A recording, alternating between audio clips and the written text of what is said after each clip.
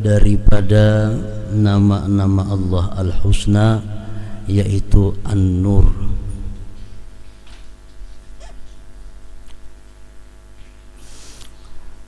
Kalimat An-Nur di dalam Al-Quran dipakaikan untuk beberapa macam. Ada di dalam Al-Quran kalimat atau lafaz An-Nur itu dipakaikan untuk Allah Subhanahu wa ta'ala. Contohnya firman Allah, Allahu nurus samawati wal ard. Allah merupakan nur langit dan bumi. Di sini yang dimaksud dengan nur itu adalah Allah Subhanahu wa ta'ala.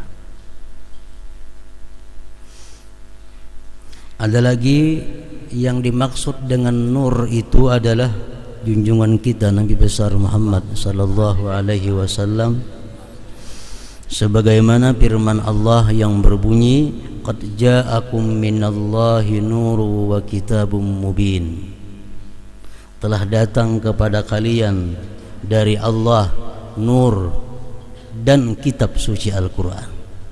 Dimaksud dengan telah datang kepada kalian dari Allah nur, itu maksudnya adalah junjungan kita Nabi besar Muhammad sallallahu alaihi wasallam. Ada lagi yang dimaksud dengan nur itu adalah Al-Quran, seperti firman Allah yang berbunyi, fa'aminu billahi wa rasulihi wan nuril ladzi anzalna. Berimanlah kalian dengan Allah, dengan Rasulnya, dan dengan nur yang kami turunkan. Maksud nur di sini adalah Al-Quran. Ada lagi di dalam Al-Quran yang dimaksud dengan nur itu adalah Islam, agama Islam. Firman Allah menyatakan, yuriduna liyutfi'u nurallaha biafwahihim wallahu mutimmu nurih walau karihal kafirun. Mereka orang-orang kafir itu berusaha memadamkan nur Allah, maksudnya Islam, tetapi Allah menyempurnakan agama Islam itu walaupun benci orang-orang kafir. Nah, jadi nur dipakaikan kepada berbagai macam, dan setiap satu di antaranya mempunyai makna yang berbeda-beda, makna yang berlain-lain.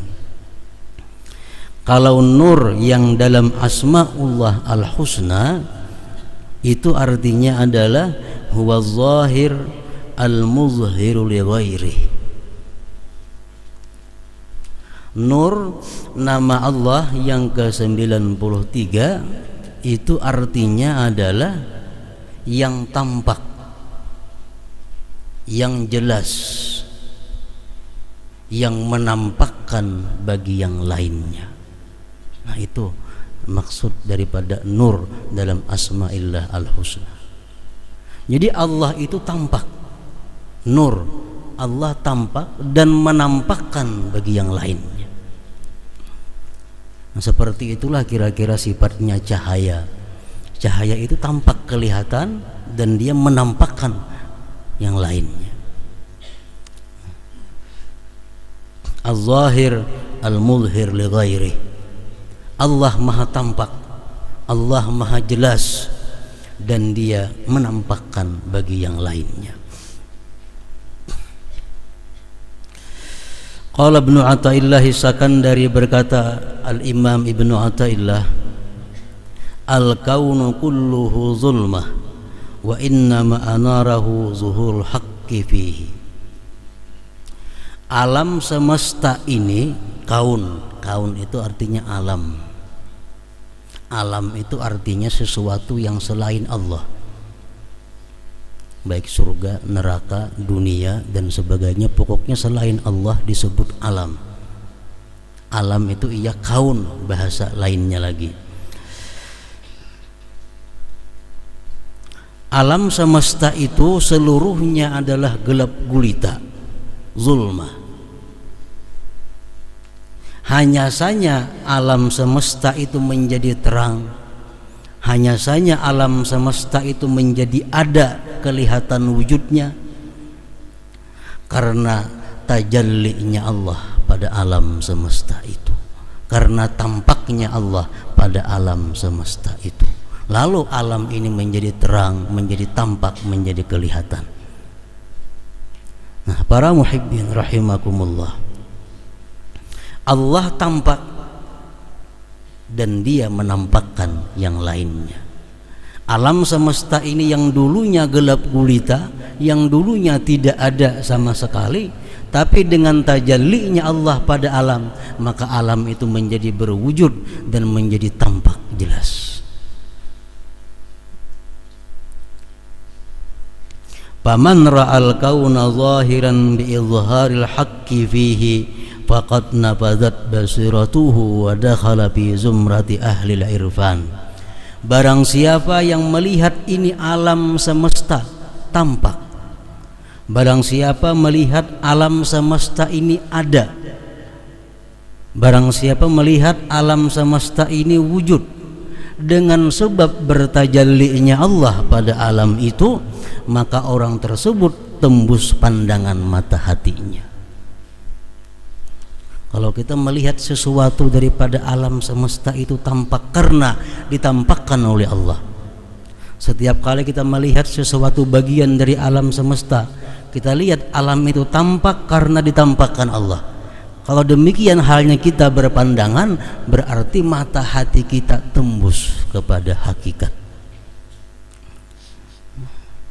Fakat nabadat basiratuhu, berarti tembus sudah pandangan mata hatinya, dan dia termasuk dalam golongan orang-orang yang ma'rifah kepada Allah subhanahu wa ta'ala.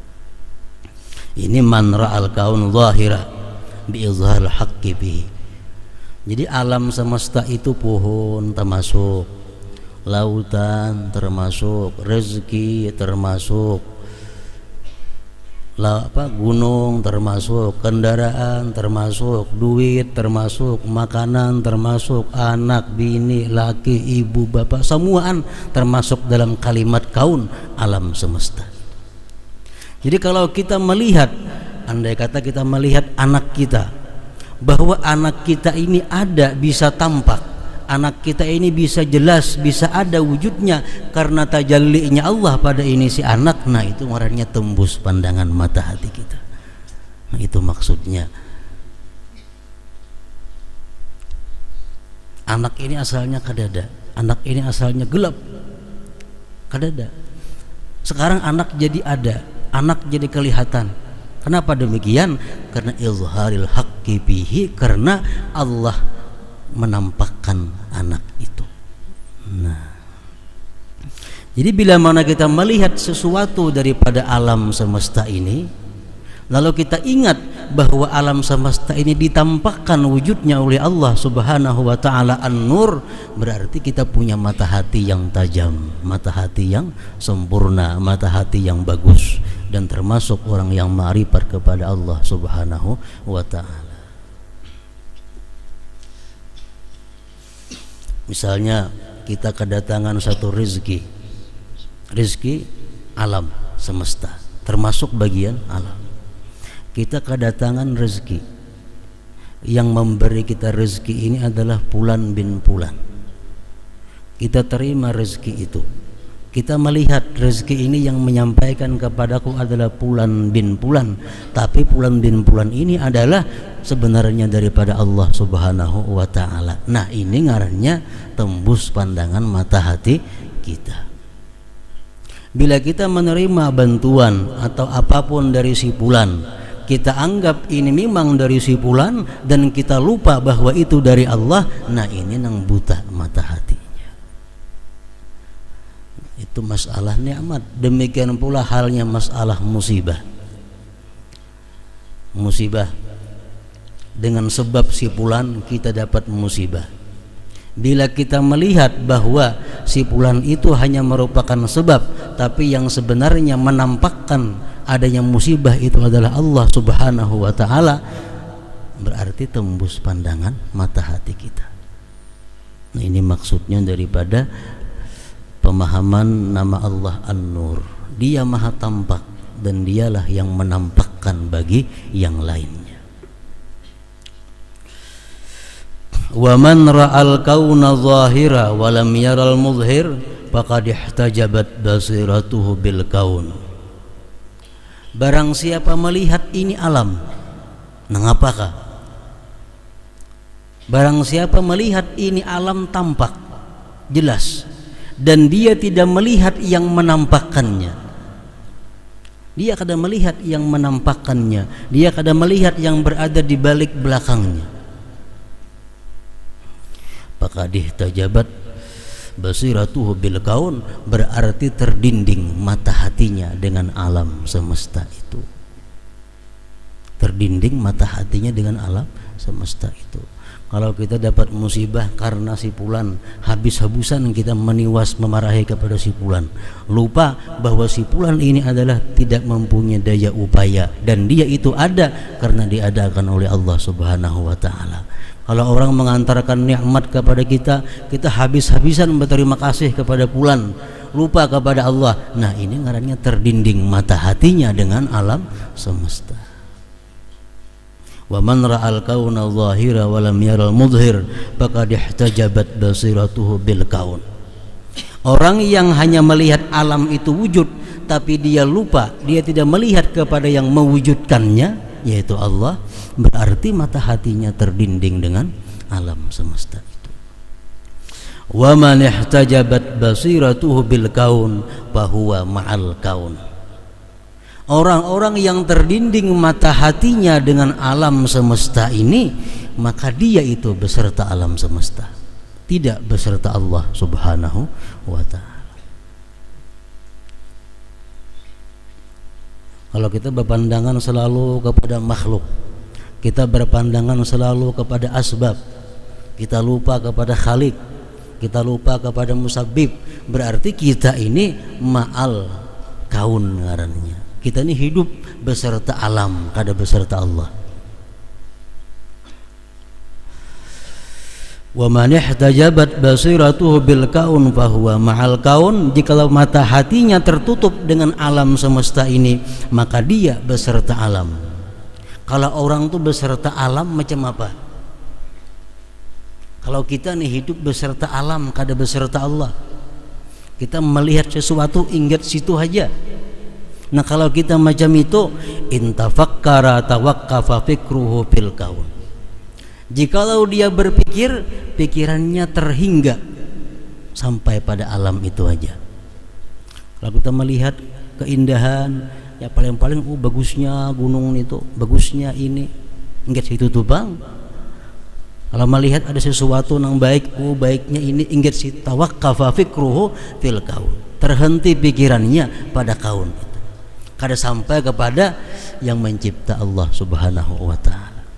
Nah, ini orang yang hidupnya beserta alam semesta. Intafakkara tawaqqafa fikruhu fil kaun. Jikalau dia berpikir, pikirannya terhenti pada kaun itu, pada alam itu. Padahal Allah menyuruh kita berpikir supaya kita dapat petunjuk siapa yang menciptakan.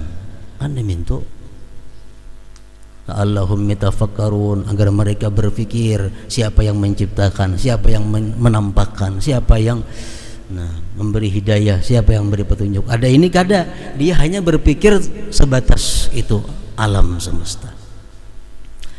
Wa in shalla ilal kaun, jikalau dia sembahyang, sembahyangnya pun kepada alam semesta. Ini orang yang hidupnya beserta alam. Dia sembahyang modelnya aja sembahyang, tapi padahal sembahyangnya itu adalah kepada alam semesta. Tergantung apa yang mendindingi kita. Misalnya hati kita didindingi oleh kedudukan, hati kita didindingi oleh jabatan. Artinya apa? Kita selalu menginginkan, mencintai, merindukan jabatan kedudukan. Nah, andai kata dia sembahyang pikirannya pasti kepada kedudukan dan jabatan. Andai kata kita seorang pengusaha yang pikirannya adalah jual beli, yang pikirannya adalah keuangan, pikirannya adalah duit, ingat situ aja, dia lupa kepada yang menampakkan duit, dia lupa kepada yang menampakkan usaha, pikirannya hanya usaha dan duit. Andai kata dia sembahyang, pasti sembahyangnya kepada duit, pasti pikirannya dagangan, pasti pikirannya keuangan. Orang nang bertani, orang nang jadi buruh, kalau dia hanya terbatas hidupnya beserta alam, andai kata dia sembahyang, pikirannya pasti pertaniannya, gawiannya, samuan. Wa in shalla idal kaun, jikalau dia sembahyang, sembahyang dia kepada alam. Maka itu juga hanya orang yang berilmu, dia menggali ilmu, dia menelaah ilmu, tapi dia lupa bahwa ilmu ini adalah merupakan sifat daripada sifat Allah. Ingat ilmunya aja. Nah, sampainya pun sembahyang, pasti dipikirkannya adalah ilmu. Nang dipikirkannya pasti ilmu. Macam kisah Imam Ghazali, waktu beliau belum mendapatkan sesuatu yang sangat istimewa dari Allah, beliau dalam kisahnya seorang ahli ilmu, beliau mengarang kitab masalah haid. Karang kitab masalah haidnya perempuan, ilmu fikih. Begitu asik mengarang, tiba-tiba orang sampai azan sembahyang, sidin jadi imam. Adik beliau bernama Ahmad Al-Ghazali umpat sembahyang di belakang, di antara jamaah masjid itu. Nah, parahatan sembahyang, adiknya Imam Ghazali ini mufarakah lawan kakaknya Imam Ghazali.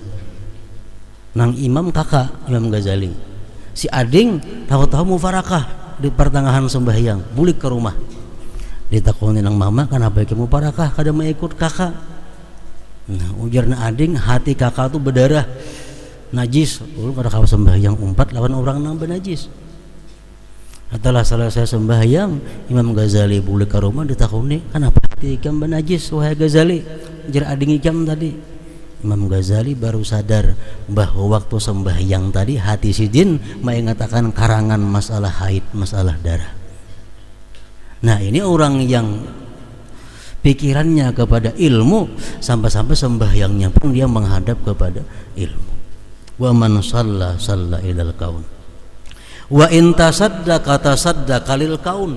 Jikalau dia bersedekah, tujuannya bukan karena Allah, tapi karena alam semesta. Kalau dia ada sosial, ada bersedekah, tujuannya pasti untuk dipuji orang, untuk disanjung orang, untuk dipilih orang, punya orang politik. Wa in tasaddaqa lil kaun. Amun dia bersedekah, tujuannya pasti untuk alam, bukan untuk Allah Subhanahu wa ta'ala.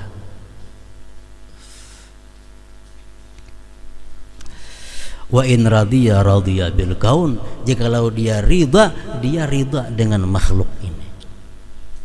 Dia kadang memikirkan keridhaan Allah, yang penting orang senang. Wa in syakara al kaun, jikalau dia bersyukur, dia pun bersyukur kepada makhluk, dia bersyukur kepada alam. Nah, para muhibbin rahimakumullah.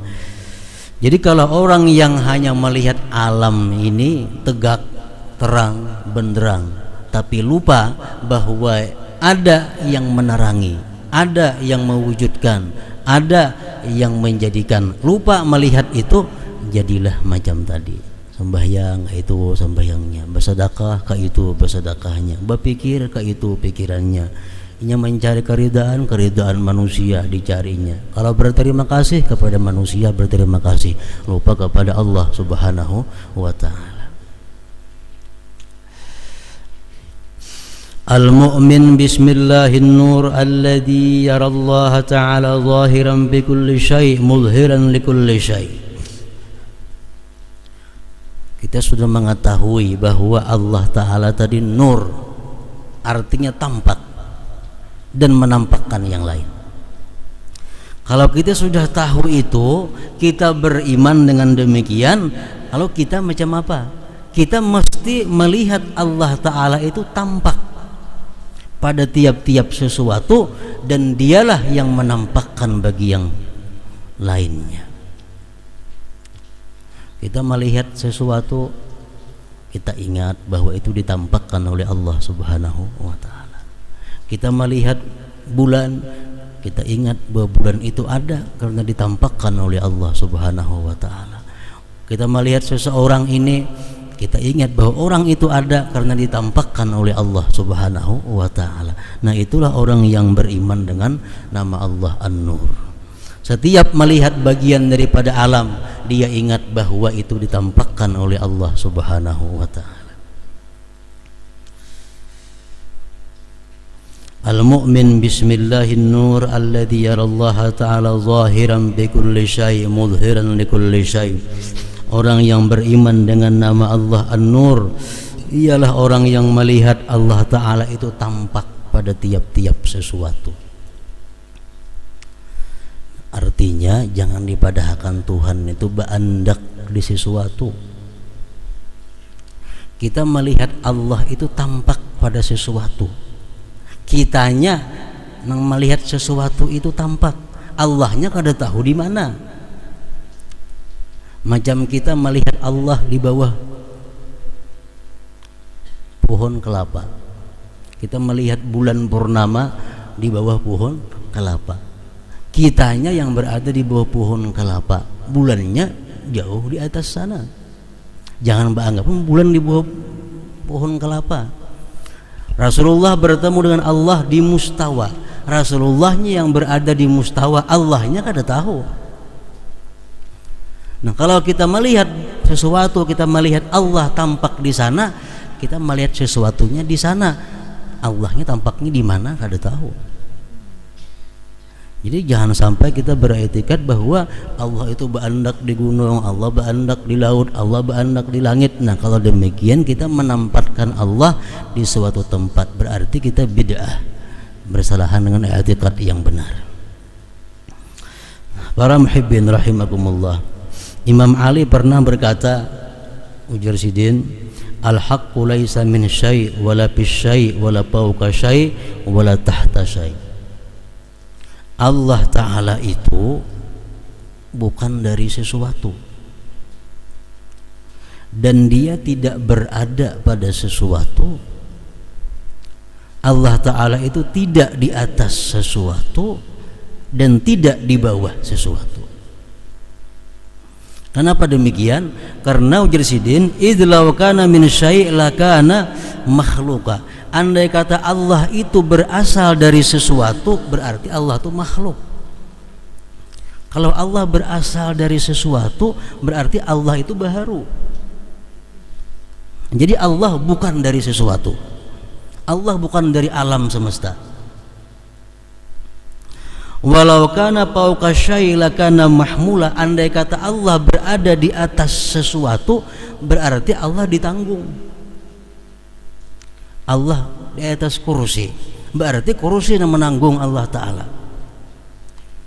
Allah berada di atas langit, berarti langit menanggung Allah Ta'ala. Itu mustahil. Walau kana fi syai'in lakana mahsura. Andai kata Allah berada di dalam sesuatu, berarti Allah tak kurung. Allah dalam alam semesta, berarti ganal alam pada Allah. Berarti alam kau mengurung Allah Ta'ala, mustahil juga. Walau kana tahta syai', jikalau Allah itu berada di bawah sesuatu, lakana makhura, berarti Allah terkalahkan. Allah di bawah kita umpamanya, berarti tertinggi kita pada Allah.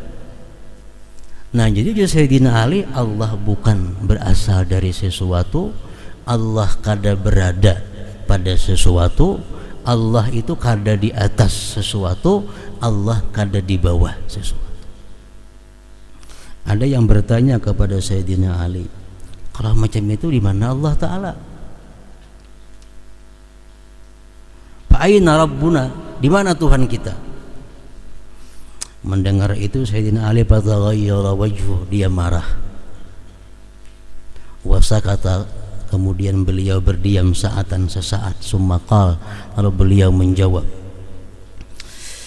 Ugi sidin perkataan di mana Allah, pertanyaan di mana Allah itu menanyakan tempat ngarannya. Di mana ya Allah Ta'ala? Berarti menanyakan di mana tempatnya Allah Ta'ala. Nah, sedangkan Allah Ta'ala itu ujar Sayyidina Ali sudah ada sejak dahulu kala sebelum adanya tempat. Allah sudah ada sebelum adanya tempat. Sebelum ada kursi Allah sudah ada. Sebelum adanya aras Allah sudah ada. Sebelum adanya langit Allah sudah ada. Sebelum adanya gunung Allah sudah ada. Sebelum adanya alam semesta Allah sudah ada.